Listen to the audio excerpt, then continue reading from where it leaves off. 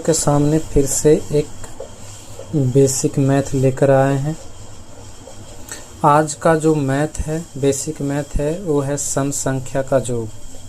सबसे पहले सम संख्या के बारे में जानेंगे, आखिर होता क्या है। कहेंगे कि जो 2 से पूरी तरह कट जाता है, या वे सारी संख्या जो 2 से पूरी तरह कट जाता है। 2 से कटने वाला कौन कौन सा होता है? 2, 4, 6, 8, 10, 12, 14 ऐसे करके आगे भी। प्रश्न कैसा रहेगा? कहेंगे कि प्रथम 4 लगातार सम संख्या का योग। प्रथम मतलब कहाँ से शुरू करते हैं सम संख्या? 2 से। 2 के बाद कौन सा सम संख्या? 4, 4 के बाद 6, 6 के बाद 8। क्या 4 गो हो गया ना? 4 लगातार सम संख्या का योग कर रहा था। जोड़े, योग के मतलब क्या करना है? जोड़ना है।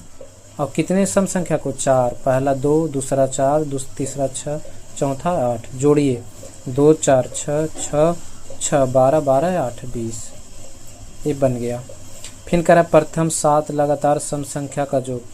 तो 2, 4, 6, 8, 10, 12 और 14।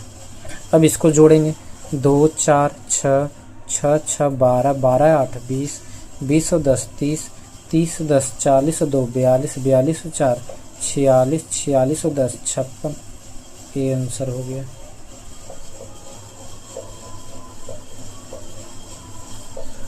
अब मान लीजिए कि दिक्कत कब करेगा। मान लीजिए ये तो छोटी संख्या दिया गया था, तब लिख कर जोड़ दे रहे थे। अब कह देगा प्रथम 50 लगातार सम संख्या का योग, तब कैसे बनाएंगे? उतना लिखना और लिख कर जोड़ना तो संभव नहीं है। तो इसके लिए सम संख्या का योग, सम संख्या का योग बराबर एक सूत्र होता है, n × n + 1।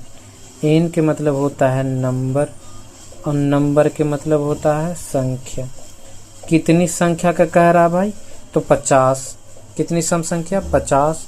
जहाँ जहाँ n है ना, वहाँ वहाँ क्या बिठा देंगे? 50 बिठा देंगे। यहाँ n था, 50 बिठा दिए। ब्रैकेट के अंदर n है, 50 बिठा दिए।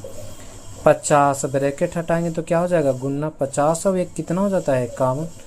गुना करेंगे 5 एकम 5, 5 25, एक 0 है तो एक 0 बन गया। फिर से देखिए, सम संख्या का योग बराबर सूत्र होता है n × n + 1। n का मतलब नंबर, नंबर का मतलब संख्या। कितनी संख्या का कह रहा था? 50 संख्या का।